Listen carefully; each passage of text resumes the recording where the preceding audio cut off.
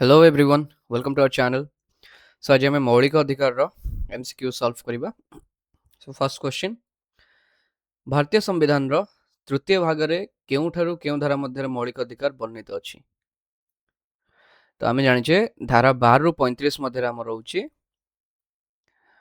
मौलिक अधिकार गुड़िक एवं ए जो मौलिक अधिकार रहिला एटा केउ देशर संविधान द्वारा प्रभावित जुक्तराष्ट्र अमेरिका ठारु आछि. जुक्तराष्ट्र अमेरिका रे फसिला तांकर एई मौलिक अधिकार जोटार अनुप्राणित होकर आम भारतीय संविधान रे रखा जाइए प्रोविजन. क्यों संविधान संशोधन माध्यम रे संपत्तिगत अधिकार को मौलिक अधिकार तालिका बाद दि जाइए. तो यहाँ हूँ 44तम संविधान संशोधन. जो आम कही भी या प्रीवियस लेक्चर रे 42तम संविधान संशोधन रे जो चेंजेस कराइला ताकू करेक्ट करने रिभर्स करने 44तम संविधान संशोधन आसाला एवं से संपत्तिगत अधिकार टाक हटा जाइए. माने संपत्तिगत अधिकार तो 42तम संविधान संशोधन आसना कि थिला मूलर संविधान एवं से 44तम संविधान संशोधन बाद दिया मौलिक अधिकार. सो वर्तमान संपत्तिगत अधिकार केउ धारा अनुसार एक आईनगत अधिकार अटे. धारा 300 क बा 300 ए मौलिक अधिकार को न्यायालय रे प्रतिपादनीय कुहाजिबार अर्थ कौन.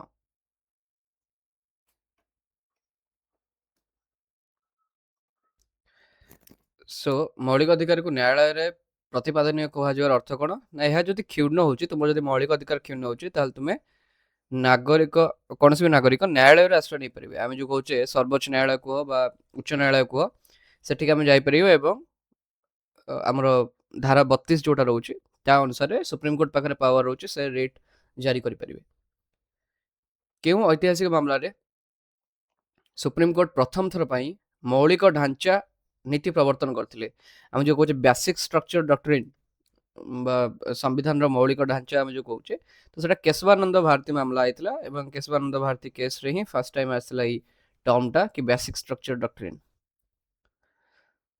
आईन आगे समानता यही धारणाटी केउ देशर कॉन्सेप्ट तो ब्रिटेन रु आछि. एटा समस्ते equal everyone is equal before law. So equality before law टा हमर आछि सेठो एवं अस्पृश्यता निवारण संबंधी धाराटी धारा 17 रे हमर अछि. धारा 17 अनुसार अनटचेबिलिटी टाको संपूर्ण भाव में निषेध करा जाइछि. तो जदि तुमे अस्पृश्यता देखौछ ताहले सेटा आईनगत गोटे अपराध. उपाधि उच्छेद संबंधी धारा केउंटी अटे. धारा 18 रे हमर अछि उपाधि उच्छेद. सो एमती मन रख परिबो धारा 14 रे रहिला फर्स्ट हमर जोटा कहूचे इक्वालिटी रो फर्स्ट धारा होची 14 जो इक्वालिटी बिफोर लॉ सेटा रहउचे धारा 14 रे. 15 रे रहिला जो स्टेट हमर कोन कर परिबो नै राष्ट्र माने पार्थक्य देखै परिबो नै जदि कोन देखैकरी ना हमर लिंग जाति वर्ण जन्मस्थान ए सब देखैकरी भेदभाव कर परिबो नै राष्ट्र. ठीक अछि. सो एटा 15 रे रहिला. 16 रे चाकरी 17 रे रहिला अनटचेबिलिटी आ 18 रे रहिला उपाधि उच्छेद. इंदिरा साहनी मामला हेतला 1992 रे. एटा मुख्यतः केउ विषय सहित जड़ित थिला. एटा ओबीसी संरक्षण और क्रिमिलेयर. क्रिमिलेयर माने कोन तुमे जे देखिबो कोन से एग्जाम दउछ से गोटे लिखा हेतियो ओबीसी एनसीएल तांको पई कटअप जो बारे नॉन क्रिमिलेयर. नॉन क्रिमिलेयर माने तुमरो पेरेंट्स करो इनकम टा 8 लाख तळगु हेतिबा दरकार ताले सेटा को हमें कहूची ओबीसी नॉन क्रिमिलेयर. जे ता ऊपर को रहला तुमे स्टिल ओबीसी रो ये दउछ ताले तुमे क्रिमिलेयर भीतर जाउछ. ता माने तुम्हारा पेरेंट्स गोटे वेल टू डू फैमिली रु बिलोंग करछन्ती माने सेमान पाखरे भलो आर्थिक स्थिति अछि स्टिल तुमे रिजर्वेशन क्लेम करिया चाहछ तो सेही जगह रे सेटा को क्रिमिलेयर को जाउची. धारा 21 क अनुसार केउ बयसर पिला मानक पई मागेणा एवं बाध्यतामूलक शिक्षा प्रदान कर जे 6 रु 14 वर्ष. धारा 21 आमे जाचे फंडामेंटल राइट्स जोटा फास्ट रो हमर कोन थिला और डीपीएसपी भीतर जाउतला तो परे सेटा को 6 रु 14 वर्ष भीतर एटा अणा हे गला या भीतर को एवं मौलिक कर्तव्य रे आ गोटे एक्स्ट्रा भी जोड़ा जायछि कि 0 रु 6 वर्ष पर्यंत सो सॉरी 6 रु 14 वर्ष पर्यंत हमर जो पिला माने अछंती तांको केमिति पाठ पढाई परिबे तो ता पयका ସବୁ ସୁବିଧା ଦେବା ପାଇଁକା କୁହାଯାଇଛି ପ୍ୟାରେଣ୍ଟସ୍ ମାନଙ୍କୁ, ଯୋଉଟା ମୌଳିକ କର୍ତ୍ତବ୍ୟ ଭିତରେ ଯାଉଛି। ନେକ୍ସଟ ଗଲା ସମ୍ବିଧାନର ହୃଦୟ ଏବଂ ଆତ୍ମା ବୋଲି କେଉଁ ଧାରାକୁ କୁହାଯାଏ? ଧାରା 32 କୁ କୁହାଯାଏ ସମ୍ବିଧାନର ହୃଦୟ ଏବଂ ଆତ୍ମା ବୋଲି। ଏଇଟା କିଏ କହିଥିଲେ? ନା ଡକ୍ଟର B.R. ଆମ୍ବେଦକର।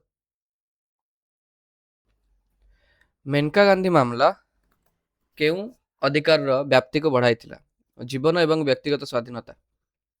ଜୀବନ ଏବଂ ବ୍ୟକ୍ତିଗତ ସ୍ୱାଧୀନତାକୁ ବଢ଼ାଇଥିଲା ମେନକା ଗାନ୍ଧୀ ମାମଲା। ଦେନ୍ ରହିଲା ବନ୍ଦୀ ପ୍ରତ୍ୟକ୍ଷୀକରଣ ବା ହାବିୟସ୍ କର୍ପସ୍। ଏ ରିଟ୍ର ଅର୍ଥ କ'ଣ? ନା ଶରୀରକୁ ଉପସ୍ଥାପନ କର। ଯଦି ଗୋଟେ ଲୋକ ମିସିଂ ଅଛି, ତୁମେ ଦେଖିଥିବ ଗୋଟେ ଫିଲ୍ମ ଅଛି ଜୟ ଭୀମ। ତ ଜୟ ଭୀମରେ କ'ଣ ହେଇଥିବ କି ସେ ଗୋଟେ ସ୍ପେଶାଲ ଟ୍ରାଇବାଲ କମ୍ୟୁନିଟିର ଗୋଟେ ଲୋକ, ତାକୁ କଷ୍ଟଡି ଭିତରେ ମାରିଦେଇଥିବେ, ମାରିଦେଇକି ତାକୁ ଅନ୍ୟ କୁଆଡ଼େ ଫୋପାଡ଼ି ଦେଇଥିବେ। ତ ସେଇ ସମୟରେ କ'ଣ କରିବେ, ଯେଉଁ ଲୟର ଯିଏ ସେ ଫାଇଲ୍ କରିଥିବେ ହାବିୟସ୍ କର୍ପସ୍ ପିଟିସନ୍, ମାନେ ସେଇ ଲୋକଟାକୁ ତମେ ଆଣିକି ଉପସ୍ଥାପନ କର। ମାନେ ଆମର କୋର୍ଟ କ'ଣ କରିବେ, ହାଇକୋର୍ଟ ବା ସୁପ୍ରିମକୋର୍ଟ, ଏମାନେ ଅର୍ଡର ଦେବେ ଷ୍ଟେଟକୁ କି ତୁମେ ଏଇ ଲୋକଟାକୁ ଆଣିକି ମୋ ଆଗରେ ପ୍ରେଜେଣ୍ଟ କର, ଜିନ୍ଦା ହଉ ବା ମରିଥାଉ, ମୋତେ ଆଣିକି ସେଇ ବଡିଟାକୁ ଦେଖାଅ। ତ ତାପରେ ହେବିୟସ୍ କର୍ପସ୍ ପିଟିସନ୍ ପରେ ଯଦି ଲୋକଟା ମରିଯାଇଥିବ, ଦେନ୍ ସେଇ ଅନୁସାରେ ତାର ଇନଭେଷ୍ଟିଗେସନ୍ ବା ଇନକ୍ୱାରି ଚାଲିବ, କ'ଣ ହେଲା କ'ଣ ନାହିଁ। ତେଣୁକରି କୋର୍ଟ ହାତରେ ପାୱାର ରହୁଛି। ତ ବହୁତ ବଢ଼ିଆ ଫିଲ୍ମଟା ଜୟ ଭୀମଟା ଦେଖିବା କଥା ସମସ୍ତେ। ସେଇଟାରେ ଟ୍ରାଇବାଲ କମ୍ୟୁନିଟିର ରାଇଟ୍ସ କହିପାରିବ, ତାପରେ ଏଇ ଯେଉଁ କଷ୍ଟୋଡିଆଲ ଡେଥ୍ ହେଲା, ତାପରେ କେମିତି ପୋଲିସ ତାର ପାୱାରର ମିସୟୁଜ୍ କରିପାରେ, ତ ସେଇ ଜିନିଷଟାକୁ ଦେଖେଇଥିଲେ ସେ ଫିଲ୍ମରେ। ରାଜ୍ୟ କିମ୍ବା କେନ୍ଦ୍ର ସରକାରଙ୍କର କର୍ତ୍ତବ୍ୟ ପାଳନ ନିମନ୍ତେ କେଉଁ ରିଟ୍ ଜାରି କରାଯାଏ? ପରମାଦେଶ ବା ମ୍ୟାଣ୍ଡେମସ୍। ଯଦି ରାଜ୍ୟ ବା କେନ୍ଦ୍ର ସରକାର ତାଙ୍କ କର୍ତ୍ତବ୍ୟ ଠିକ୍ ସେ ପାଳନ କରୁନାହାନ୍ତି, ତାହେଲେ ମ୍ୟାଣ୍ଡେମସ୍ ଜାରି କରିପାରିବେ ହାଇକୋର୍ଟ ବା ସୁପ୍ରିମକୋର୍ଟ। ଭାରତୀୟ ସମ୍ବିଧାନର ଧାରା 13 ମୁଖ୍ୟତଃ କେଉଁ ବିଷୟ ସହିତ ସମ୍ପୃକ୍ତ? ନ୍ୟାୟିକ ସମୀକ୍ଷା, ଯୋଉଟା ଜୁଡିସିଆଲ ରିଭ୍ୟୁ। ଫାର୍ଷ୍ଟରୁ ଆମେ ଦେଖୁଥିଲେ କ'ଣ ନା, ଆମ ଯେଉଁ ଥିଲା ଅନୁସୂଚୀ 9ରେ ଯେଉଁ ଧାରା ଗୁଡ଼ିକ ଯୋଡ଼ା ହେଇଥିଲା, ସେଗୁଡ଼ିକ ନ୍ୟାୟିକ ସମୀକ୍ଷାରେ ବଞ୍ଚିକି ରହିଥିଲା, ଯେଉଁ ଲ୍ୟାଣ୍ଡ ରିଫର୍ମ ରିଲେଟେଡ୍ ଯାହା ସବୁ ଆଇନ ଥିଲା। କିନ୍ତୁ ପରବର୍ତ୍ତୀ ସମୟରେ କ'ଣ ହେଲା ନା, ସେଗୁଡ଼ାକ ହଟା ହେଇଗଲା କି ନ୍ୟାୟିକ ସମୀକ୍ଷା ଭିତରେ ସବୁତକ ରହିପାରିବେ ନ୍ୟାୟିକ ସମୀକ୍ଷାରେ। ମାନେ ସେତେବେଳେ ଯେଉଁ କଣ୍ଡିସନ ରଖା ହେଇଥିଲା କି ନ୍ୟାୟିକ ସମୀକ୍ଷା ଭିତରେ ଏଗୁଡ଼ିକ ଯିବ ନାହିଁ, ପରବର୍ତ୍ତୀ ସମୟରେ ସେଇ କଣ୍ଡିସନଟା ହଟା ହେଇଗଲା। ବର୍ତ୍ତମାନ ଯେତେ ବି ଧାରା, ଯେତେ ବି ଆଇନ ତମେ ପ୍ରଣୟନ କର, ସବୁତକ ନ୍ୟାୟିକ ସମୀକ୍ଷା ଭିତରେ ଯିବେ।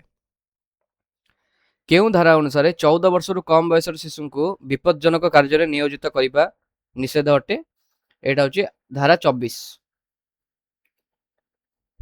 ଯୋଉଟା ଶୋଷଣ ବିରୋଧୀ ଅଧିକାର ଆମେ କହୁଛେ। ଗୋପନୀୟତାର ଅଧିକାର, ରାଇଟ୍ ଟୁ ପ୍ରାଇଭେସି, କେଉଁ ମାମଲାରେ ମୌଳିକ ଅଧିକାର ଭାବେ ସ୍ୱୀକୃତି ପାଇଛି? ପୁତ୍ତସ୍ୱାମୀ ମାମଲା ଥିଲା, ମନେ ରଖିଥିବ, ପୁତ୍ତସ୍ୱାମୀ କେସ୍ ହେଇଥିଲା।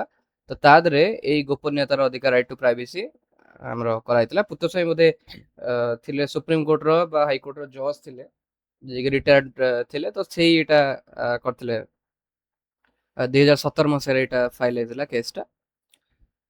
ନିମ୍ନଲିଖିତ ମଧ୍ୟରୁ କେଉଁଟି ରାଷ୍ଟ୍ରର ସଂଜ୍ଞା ମଧ୍ୟରେ ଅନ୍ତର୍ଭୁକ୍ତ ନୁହେଁ? ଆଚ୍ଛା, ପଞ୍ଚାୟତ, ସଂସଦ, ଘରୋଇ ଶିକ୍ଷାନୁଷ୍ଠାନ, ରାଜ୍ୟ ବିଧାନମଣ୍ଡଳ।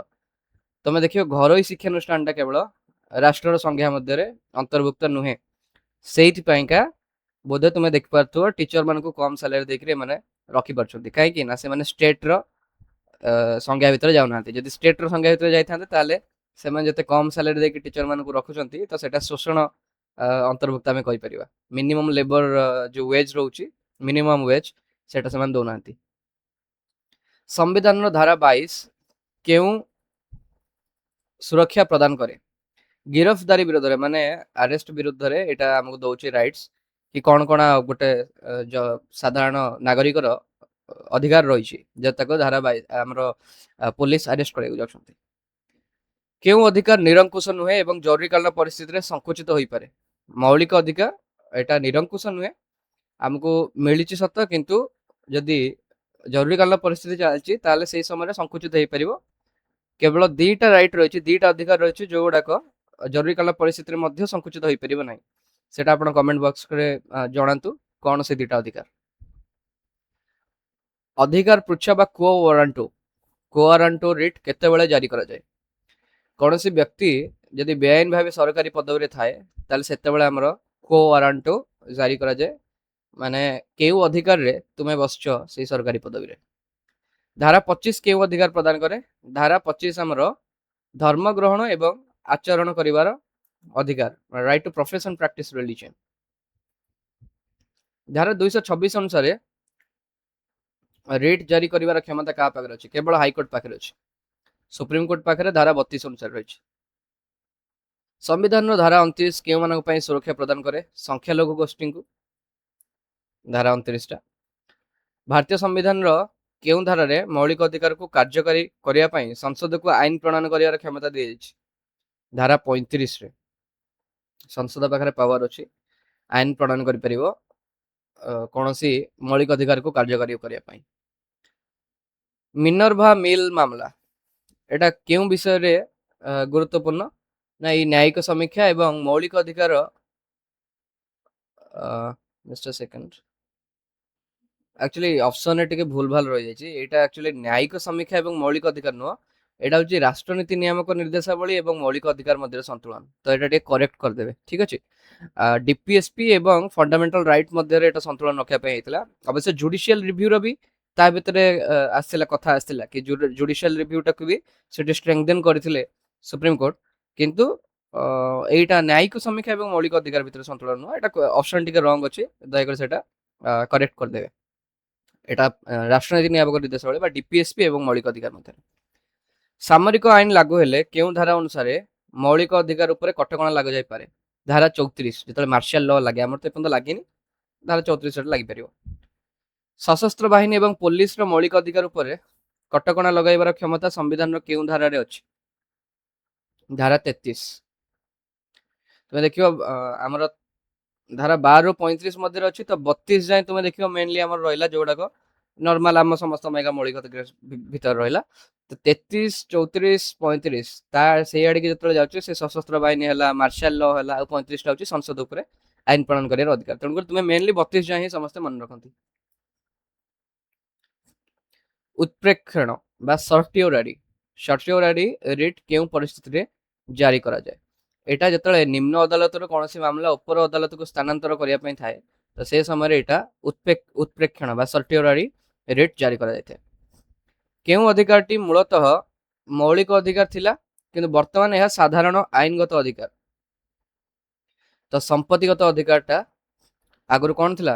ନା ମୂଳତଃ ସେଟା ମୌଳିକ ଅଧିକାର ଥିଲା, କିନ୍ତୁ ବର୍ତ୍ତମାନ ସେଟା ସମ୍ପତ୍ତିଗତ ଅଧିକାର ହେଇଯାଇଛି। ଭାରତୀୟ ସମ୍ବିଧାନର କେଉଁ ଅନୁଚ୍ଛେଦରେ ସଂଖ୍ୟାଲଘୁଙ୍କୁ ଶିକ୍ଷାନୁଷ୍ଠାନ ପ୍ରତିଷ୍ଠା ଏବଂ ପରିଚାଳନା କରିବାର ଅଧିକାର ଦିଆଯାଇଛି? ଧାରା 30। ଧାରା 30ରେ କଣ କରାଯାଇଛି? ନା ଭାରତୀୟ ସମ୍ବିଧାନରେ ଯୋଉ ରହୁଛନ୍ତି ମାଇନରିଟିସ୍ ରହୁଛନ୍ତି ବା ସଂଖ୍ୟାଲଘୁ ଗୋଷ୍ଠୀ ରହୁଛନ୍ତି, ସେମାନଙ୍କୁ ଶିକ୍ଷାନୁଷ୍ଠାନ ସେମାନେ ପ୍ରତିଷ୍ଠା କରିପାରିବେ, ପରିଚାଳନା କରିପାରିବେ, ତ ସେଇଟା ଦିଆଯାଇଛି। ସେଥିପାଇଁ ତୁମେ ଦେଖିବ ସଂଖ୍ୟାଲଘୁ ହିସାବରେ ଆମର ଦେଖୁଛ ମଦ୍ରାସା ଗୁଡ଼ିକ ରହିଛି, ଏବେ ବି ଚାଲିଛି ମଦ୍ରାସା। ଦେନ୍ ସେମିତି ଯୋଉ ଇନଷ୍ଟିଟ୍ୟୁସନ୍ସ ମାନେ ଟ୍ରାଇବାଲ ଇନଷ୍ଟିଟ୍ୟୁସନ୍ସ ମାନେ ରହୁଛନ୍ତି, ସେମାନେ ତାଙ୍କର ଜିନିଷ ପଢେଇ ପାରିବେ, ତ ସେମିତି ରହୁଛି ଆମର ଧାରା 30 ଅନୁସାରେ। ସରକାରୀ ଅନୁଦାନ ପ୍ରାପ୍ତ ଶିକ୍ଷାନୁଷ୍ଠାନରେ ଧର୍ମୀୟ ଶିକ୍ଷା ଦେବା କେଉଁ ଧାରା ଅନୁସାରେ ନିଷେଧ? ଧାରା 28। ହିନ୍ଦୀରେ 8 ପଳେଇ ଆସିଛି ଠିକ ଅଛି। ଧାରା 28 ଅନୁସାରେ କଣ ହେଇଛି? ଯେତେ ବି ସରକାରୀ ଅନୁଷ୍ଠାନ ଅଛି, ସେଇ ଜାଗାରେ ଆମେ ଧର୍ମୀୟ ଶିକ୍ଷାନୁଷ୍ଠାନ ମାନେ ଧର୍ମୀୟ କଥା ଗୁଡାକ ଶିକ୍ଷା ଯାଇପାରିବ ନାହିଁ, ଧର୍ମୀୟ ଶିକ୍ଷା ଦିଆଯାଇପାରିବ ନାହିଁ। ଧାରା 27 ଅନୁସାରେ କେଉଁଥିପାଇଁକା ଟିକସ ଦେବାକୁ ବାଧ୍ୟ କରାଯାଇ ପାରିବ ନାହିଁ? କୌଣସି ନିର୍ଦ୍ଦିଷ୍ଟ ଧର୍ମର ପ୍ରଚାର କରିବା ପାଇଁକା। ଧାରା 27 ଅନୁସାରେ ଏଟା ମନେ ରଖିଥା। 27 କହୁଛି ଯୋଉ ଟିକସ ଦେବାକୁ ତମେ ବାଧ୍ୟ କରିପାରିବ ନାହିଁ କୌଣସି ଧର୍ମର ତୁମେ ଯଦି ପ୍ରଚାର କରୁଛ। ନିବାରକ ଅଟକ ମାନେ ପ୍ରିଭେଣ୍ଟିଭ ଡିଟେନସନ, ଏ ଅନୁସାରେ ଜଣେ ବ୍ୟକ୍ତିଙ୍କୁ କେତେ ସମୟ ପର୍ଯ୍ୟନ୍ତ ବିନା ବିଚାରରେ ଅଟକ ରଖାଯାଇ ପାରିବ? ମାନେ କୌଣସି ଟ୍ରାଏଲ ନ କରିକି ତାଙ୍କୁ ତମେ ଡାଇରେକ୍ଟଲି ଏମିତି ଅଟକ ରଖିପାରିବ। ଏଟା ହଉଛି ସର୍ବାଧିକ 3 ମାସ ପର୍ଯ୍ୟନ୍ତ, ମ୍ୟାକ୍ସିମମ୍ 3 months। ତାପରେ ୟାର ରିଭ୍ୟୁ କରା ହୁଏ, ଆମର କମିଟି ଗଠନ କରାଯାଇକି ଏଟା ରିଭ୍ୟୁ କରାଯାଏ। ତେଣୁକରି ପ୍ରିଭେଣ୍ଟିଭ ଡିଟେନସନର ମ୍ୟାକ୍ସିମମ୍ ପିରିୟଡ଼ ରହୁଛି 3 months। ଏଟାକୁ ବଢେଇ ପାରିବି ପରେ। ଧାରା 15 ଅନୁସାରେ ବଢେଇ ପାରିବେ ରିଭ୍ୟୁ କରିକି। ଧାରା 15 ଅନୁସାରେ ଆର୍ଥିକ ଦୁର୍ବଳ ଶ୍ରେଣୀ ପାଇଁ କେତେ ପ୍ରତିଶତ ସଂରକ୍ଷଣ ବ୍ୟବସ୍ଥା ଅଛି? ତ ଏଟା ଦେଖ, ଧାରା 15 ଅନୁସାରେ ଦେଇଛି ଆର୍ଥିକ ଦୁର୍ବଳ ଶ୍ରେଣୀ। ଆର୍ଥିକ ଦୁର୍ବଳ ଶ୍ରେଣୀ ପାଇଁ ଯୋଉଟା ଇଡବ୍ଲ୍ୟୁଏସ୍ କୋଟା ଆମେ ଦେଖୁଛେ, ତ ସେଟା 10% ଆମର ଦିଆଯାଇଛି ସଂରକ୍ଷଣ। କେଉଁ ମାମଲାରେ ସୁପ୍ରିମକୋର୍ଟ ଘୋଷଣା କରିଥିଲେ ଯେ ସଂସଦ ମୌଳିକ ଅଧିକାରରେ ସଂଶୋଧନ କରିପାରିବ କିନ୍ତୁ ମୌଳିକ ଢାଞ୍ଚାରେ ପରିବର୍ତ୍ତନ କରିପାରିବ ନାହିଁ? ଏଟା ହଉଛି କେଶବାନନ୍ଦ ଭାରତୀ କେସ୍। ସେଇଠି ଫାର୍ଷ୍ଟ ଟାଇମ୍ এই ବେସିକ୍ ଷ୍ଟ୍ରକ୍ଚର ଡକ୍ଟ୍ରିନ୍ ଆସିଥିଲା। ବ୍ୟକ୍ତିଗତ ସ୍ୱାଧୀନତା ଏବଂ ଜୀବନର ଅଧିକାର କେଉଁ ଧାରାରେ ବର୍ଣ୍ଣିତ? ଆର୍ଟିକଲ 21। ଏବଂ ଆର୍ଟିକଲ 21 ତୁମେ ଦେଖିବ ଧୀରେ ଧୀରେ ଇଣ୍ଟରପ୍ରିଟେସନ ପରେ ସୁପ୍ରିମକୋର୍ଟ ବହୁତ ଗୁଡିଏ ଜିନିଷ କହିଦେଇଛନ୍ତି, ଯେମିତିକି ରାଇଟ୍ ଟୁ ପ୍ରାଇଭେସି କହୁଛ, ରାଇଟ୍ ଟୁ ପର୍ସନାଲ ଲିବର୍ଟି କହୁଛ, ତାପରେ ରାଇଟ୍ ଟୁ ଲାଇଫ୍ ସହିତ ରାଇଟ୍ ଟୁ କ'ଣ ଆମର ଯୋଉ ପାନୀୟ ଜଳ ଆମେ କହୁଛେ, ବା ସ୍ୱଚ୍ଛ ବାୟୁ କହିପାରିବା, ତା ସହିତ ଯେମିତି ଇଣ୍ଟରନେଟ୍ ବର୍ତ୍ତମାନ ଟାଇମରେ ବି ସେଇଟା ଗୋଟେ ରାଇଟ୍ ଟୁ ଲାଇଫ୍ ଭିତରେ ପଳାଉଛି ଆର୍ଟିକଲ 21 ଭିତରେ। ତ ବହୁତ ଗୁଡେ ସୁବିଧା ୟା ଭିତରେ ଇନକ୍ଲୁଡ କରିଛନ୍ତି ସୁପ୍ରିମକୋର୍ଟ। ପ୍ରତିଷେଧ ବା ପ୍ରୋହିବିଶନ ରିଟ୍ କେଉଁ ଅଦାଲତ ଦ୍ୱାରା ଜାରି କରାଯାଇଥାଏ? ହାଇକୋର୍ଟ କ'ଣ କରେ ନା ଲୋୟର କୋର୍ଟକୁ, ହାୟର କୋର୍ଟଟା ଲୋୟର କୋର୍ଟକୁ କରେ, ହାଇକୋର୍ଟ ନୁହଁ, ହାୟର କୋର୍ଟଟା ଲୋୟର କୋର୍ଟକୁ କରିଥାଏ। ମାନେ ସପୋଜ ତୁମେ ତୁମର ଯୋଉ ପରିସର ରହିଛି, ଗୋଟେ ନିମ୍ନ ଅଦାଲତର ପରିସର ଯେତିକି ରହିଥାଏ ତା ଉପରକୁ ଯଦି ସେମାନେ ଡିସିସନ ନେବାକୁ ଲାଗିବେ ତ ସେତେବେଳେ ହାୟର କୋର୍ଟ ତାଙ୍କୁ ମନା କରିବେ। ସମ୍ବିଧାନର ଧାରା 14ରେ ଥିବା ଆଇନର ସମାନ ସୁରକ୍ଷା ଧାରଣା କେଉଁ ଦେଶର ସମ୍ବିଧାନର ଗୃହୀତ? ଆମେରିକା। ଏଇଟା ହଉଛି equal protection of laws. Equality before law ଏଇଟା ହେଲା ବ୍ରିଟେନର concept, equal protection of law ଏଇଟା ହେଲା ଆମେରିକାର କନସେପ୍ଟ, ଏଇଟା ମନେ ରଖିଥିବେ ସମସ୍ତେ। ଧାରା 20 ଅନୁସାରେ କୌଣସି ଅପରାଧ ପାଇଁ ଜଣେ ବ୍ୟକ୍ତିକୁ କେତେ ଥର ଦଣ୍ଡିତ କରାଯାଇ ପାରିବ ନାହିଁ? ସେମ୍ ଅପରାଧ କରିଥିବ ତାକୁ 2 ଥର ଦଣ୍ଡ ଦିଆଯାଇ ପାରିବ ନାହିଁ। ମାନେ ଗୋଟେ ଲୋକ ଗୋଟିଏ ଅପରାଧ କରିଛି ତ ତା ପାଇଁକା 2ଟା ଜାଗାରେ ସପୋଜ କେସ୍ ରହିଛି ତ ତାକୁ 2 ଥର ଅଲଗା ଅଲଗା ଦଣ୍ଡ ଦିଆଯାଇ ପାରିବ ନାହିଁ। ବାକ୍ ଏବଂ ମତାମତ ପ୍ରକାଶର ସ୍ୱାଧୀନତା କେଉଁ ଧାରାରେ ଅଛି? ବାକ୍ ଏବଂ ମତାମତ ପ୍ରକାଶର ସ୍ୱାଧୀନତା ଧାରା 19(1) କ। ଧାରା 16 ଅନୁସାରେ ସରକାରୀ ଚାକିରି କ୍ଷେତ୍ରରେ କ'ଣ ପ୍ରଦାନ କରାଯାଏ? ସମାନ ସୁଯୋଗ ବା ଇକ୍ୱାଲ ଅପରଚ୍ୟୁନିଟି, ଏଟା ହଉଛି ଧାରା 16। ମୌଳିକ ଅଧିକାରକୁ କାହିଁକି ମୌଳିକ କୁହାଯାଏ? କାହିଁକି ନା ଏହା ଜୀବନ ଯାପନ ପାଇଁକା ଅପରିହାର୍ଯ୍ୟ। ଗୋଟେ ମଣିଷ ବଞ୍ଚିବା ପାଇଁ ଯେମିତି ଖାଦ୍ୟ ଦରକାର, ଆମର ବାସଗୃହ ଦରକାର, ପୋଷାକ ଦରକାର, ତ ସେମିତି ବଞ୍ଚିବା ପାଇଁକା, ଜୀବନ ଯାପନ କରିବା ପାଇଁକା ମୌଳିକ ଅଧିକାର ମଧ୍ୟ ଅପରିହାର୍ଯ୍ୟ ଅଟେ। ଧାରା 23 ଅନୁସାରେ କ'ଣ ନିଷେଧ କରାଯାଇଛି? ନା ମଣିଷ କିଣାବିକା ଏବଂ ବେଠି ଶ୍ରମ, ଯେ ଦେଖୁଛେ ବେଠି ଖଟିବା ଆଗରୁ ଥିଲା ତ ସେଇ ଜିନିଷଟା ବ୍ୟାନ୍ କରାଯାଇଛି ଧାରା 23 ଅନୁସାରେ, ଏବଂ ମଣିଷର ତୁମେ କିଣାବିକା କରିପାରିବନି। ହ୍ୟୁମାନ ଟ୍ରାଫିକିଂ ବର୍ତ୍ତମାନ ସମୟରେ ବ୍ୟାନ୍ ହେଇଛି। ହ୍ୟୁମାନ ଟ୍ରାଫିକିଂ ଉପରେ ତୁମେ ଗୋଟେ ବଢିଆ କେସଟେ ଦେଖିପାରିବ, ଫିଲ୍ମଟେ ଥିଲା, ସେ କ'ଣ ମୋର ମନେ ପଡୁନି ଏକ୍ସାକ୍ଟ, ଠିକ ଅଛି, ଏଇ ମାଲାୟାଲମ ଇଣ୍ଡଷ୍ଟ୍ରିର। ଧାରା 32 ବନାମ ଧାରା 226 କେଉଁ ଧାରା ଅଧିକ ବ୍ୟାପକ ଅଟେ? ଏଇଟା ବଢିଆ କ୍ୱେଶ୍ଚିନ୍ଟା।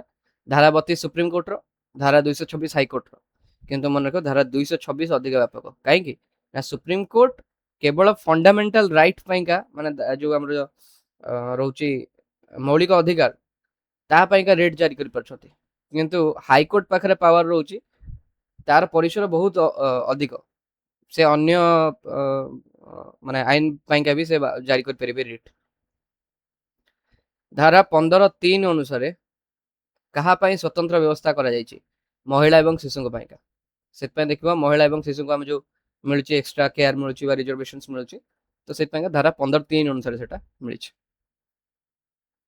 କାରଣ ଧାରା 3 ଆମେ କ'ଣ ଦେଖିଛୁ ନା ଲିଙ୍ଗ ଭିତରେ ରାଷ୍ଟ୍ର କାହା ଭିତରେ ଭେଦଭାବ କରିପାରିବ ନାହିଁ, ତ ମହିଳାଙ୍କୁ ଯେତେବେଳେ ଦିଆହେଲା କିଛି ସ୍ପେଶାଲ ଷ୍ଟାଟସ ତ ସେଇଟା ଭେଦଭାବ ହେଲା ନା, ତ ସେଥିପାଇଁକା ଏଟା ଏକ୍ସେପସନ ଦିଆଯାଇଛି।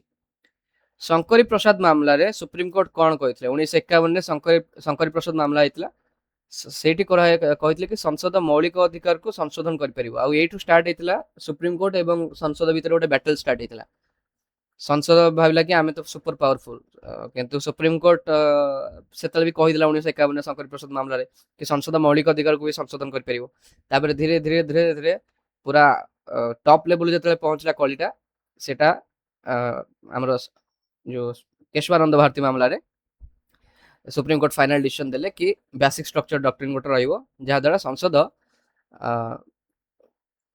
हमर जोडाको मौलिक ढांचा रहिछि संविधान ताको परिवर्तन कर परियो नाही। धारा 26 काहाको अधिकार प्रदान करे? धारा 26 धर्मानुष्ठान मानको अधिकार प्रदान करूछि।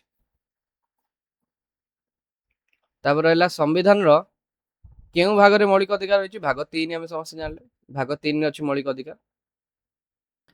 तापर देखो भारतीय संविधान रो केउ धारा रे आईन रो शासन रो मूल नीति निहित अछि? धारा 14।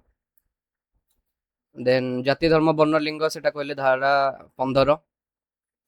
86तम संविधान संशोधन रे हमर आछि जोटा शिक्षार अधिकार मौलिक अधिकार भाव में जोड़ा गोलकनाथ मामला आसला 1967 रे, सेतेबेले सुप्रीम कोर्ट को राय थिला संसद मौलिक अधिकार को संशोधन कर ना। तुम देखल शंकर प्रसाद मामला कौन कहला कि मौलिक अधिकार को संशोधन कर किंतु सुप्रीमकोर्ट गोलकनाथ मामला 1967 कहला कि संसद मौलिक अधिकार संशोधन कर ना। तेणु जो सुप्रीमकोर्ट कंट्राडिक्टरी स्टेटमेंट आसला संसद तापर टिके कन्फ्यूज होकर देख लास्ट केशवानंद भारती मामला आसला लास्ट से डिसीजन फाइनल आसला। विचार विभाग केउ समय धारा 12 अनुसार राष्ट्र परिसरभुक्त हो पारे। एटा बढ़िया क्वेश्चन टा जो जुडिशियल डिपार्टमेंट आम कहे भारत न्याय व्यवस्था जो कहे जुडिशियरी कौन हम केते सेटा राष्ट्र परिसरभुक्त हो पार राष्ट्र जो डेफिनेशन रोचे ता भीतर एटा केते जीव ना सुप्रीमकोर्ट दी प्रकार कार्य रोचे गोटे हूँ विचार विभाग कार्य कर जुडिशियल फंक्शन कर आ गोटे एडमिनिस्ट्रेटिव फंक्शन भी कर माने जुडिशियल ऑफिसर मान जो चाकरी कर सैलरी दिया निजुक्ति दिया तो सेते जुडिशियरी कौन कर ना प्रशासनिक कार्य करथिला बेले ताकू कहा जाय परिबो कोन ना राष्ट्र परिसरभुक्त सेते बेले कहा जाय परिबो कहना आमे मौलिक अधिकार भांगिले राष्ट्र विरुद्ध ही केस करछे ना। तो मौलिक अधिकार सहित असंगत थिबा आईन को असिद्ध घोषणा करने क्षमता सुप्रीमकोर्ट को केउ धारा प्रदान करुछि एटा धारा 13 प्रदान करुछि एटा मन रखियो। आईन आगे समानता इक्वालिटी बिफोर लॉ एटा केउ प्रकार संवैधानिक धारणा एटा नकारात्मक धारणा बा नेगेटिव कांसेप्ट बिकॉज आईन आगे समस्त समान छोट छुआटे भी मर्डर करथिबो बड़ लोकटे भी मर्डर करथिबो तो तुम जानि पाथो केमति नेगेटिव कांसेप्ट हला तो समस्त को जदी सेम पनिशमेंट मिली गला तो गोटे लोक अबोध बालक आ गोटे बुद्धि थिबा लोक भितर फरक आ कोन रहला सेत पंगे एटा गोटे नेगेटिव कांसेप्ट तो पॉजिटिव कांसेप्ट कोडा हबो जोटा अमेरिका रे थिला इक्वल प्रोटेक्शन ऑफ लॉ समस्त को आईन समान सुरक्षा एटा गोटे सकारात्मक धारणा लिखा है। संसद एटा तो कुआ एटा भी कुआ हाँ केउ प्रसिद्ध मामला रे सुप्रीम कोर्ट ओबीसी संरक्षण को वैध घोषणा कराया सहित मोट संरक्षण सीमा 50% धार्य करथिले इंदिरा साहनी मामला जोठी हम जो कहले क्रिमिलेयर जिनसटा आस्थिले सेठी क्रिमिलेयर नॉन क्रिमिलेयर सरकारी चाकरी क्षेत्र क्रिमिलेयर को बाद देवार नीति केउ मामला सहित जड़ित एटा इंदिरा साहनी मामला क्रिमिलेयर को जो आम दौचे रिजर्वेशन दौले अस्पृश्यता धारा 17 अनुसार एक दंडनीय अपराध अटे। धारा 18 रे तुम देखियो पदपदवी जो पदवी गुड़ाक थिला से गुड़ा हटा हेतला किंतु केउ प्रकार सम्मान राष्ट्र प्रदान कर परियो ना सामरिक एवं शिक्षागत सम्मान गोटे रिसर्चरटे रिसर्च कला पर डॉक्टर उपाधि पाउची तो सेटा से यूज कर परियो बा गोटे मिलिटरी रे हम जो देखोचे कर्नेल हम कहचे बा लेफ्टिनेंट जनरल कहचे तो ए जो लेफ्टिनेंट कहचे कर्नेल कहचे मेजर कहचे मार्शल कहचे तो ए गुडा सब से माने व्यवहार कर परिवे। धारा 19 जो रोची एटा केतेटा स्वाधीनतार अधिकार को सुरक्षा प्रदान करे 6टा हमर रोची कौन कौन रोची एटा देखो मु कहइतली गोटे हला असेंबली गोटे एसोसिएशन तापरे बुली परिबो एड सेटे जोडा हम कहछ रोमिंग सो एग्जैक्टली सेटा SAAMRP यार भीतर जाए तो मु तो एठी पेन टा यूज करनी मु डायरेक्टली डेस्कटॉप रे यूज करछ सो नहले सेटा देखै थांदा स्टिल देखुछ रहिथा।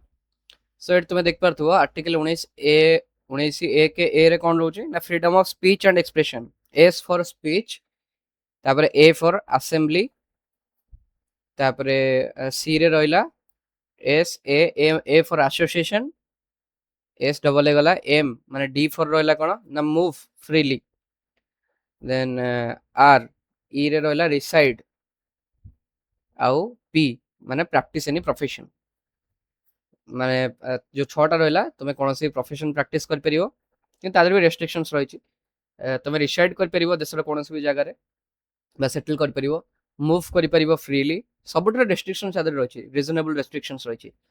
एसोसिएशन तुमे फॉर्म कर परियो कोऑपरेटिव सोसाइटी फॉर्म कर परियो देन तुमे जोटा कहउछि विदाउट आर्म्स रे तुमे असेंबल भी करि परिबो हम जो कहउचे धारणा दउचे से गुडा करि परिबा आ स्पीच आ एक्सप्रेशन तो रहउछि भी ठीक अछि।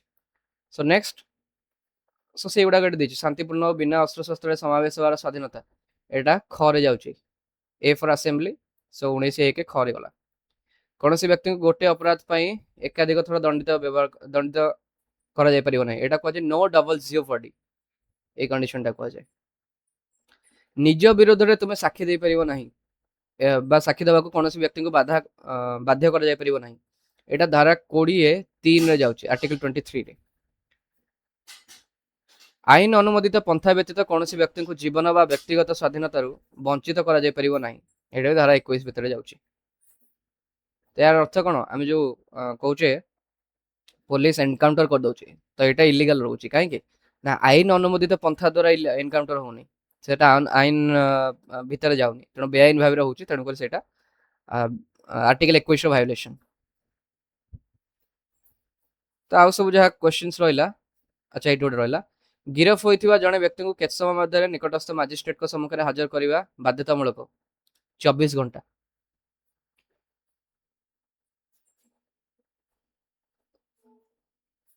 ବଳପୂର୍ବକ ଧର୍ମାନ୍ତରୀକରଣ କରାଯାଇପାରିବ ନାହିଁ।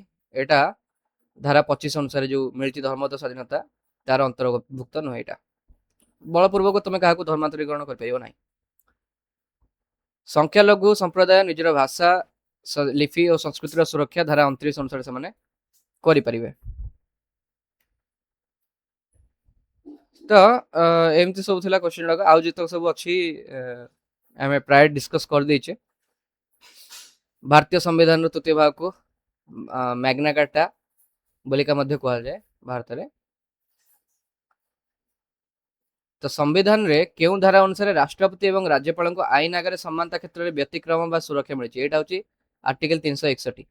ସେମାନଙ୍କୁ ଟିକେ ସ୍ପେଶାଲ ଷ୍ଟାଟସ୍ ମିଳୁଛି, ଯେମିତି ଇମ୍ୟୁନିଟି ମିଳୁଛି ଆରେଷ୍ଟରୁ, ତ ମିଳୁଛି ଧାରା 361 ଅନୁସାରେ। ଓକେ, ସୋ ଏତିକି ରହିଲା। ଅନ୍ୟ କ୍ୱେଶ୍ଚିନ୍ ଗୁଡାକ ବି ଅଛି, କିନ୍ତୁ ପ୍ରାୟ ସବୁ ଆମେ ଡିସ୍କସ୍ କରିଦେଇଛେ। ତେଣୁ ଆଶା କରୁଛି ଭିଡ଼ିଓଟି ଭଲ ଲାଗିଥିବ। ଭଲ ଲାଗିଥିଲେ ଲାଇକ୍ କରିବେ, ସେୟାର କରିବେ, ସବସ୍କ୍ରାଇବ୍ କରିବେ, କମେଣ୍ଟ କରିବାକୁ ଭୁଲିବେ ନାହିଁ। ସୋ ଆମେ ଏତିକି ରଖୁଛୁ। ଧନ୍ୟବାଦ। ଜୟ ହିନ୍ଦ, ଜୟ ଭାରତ।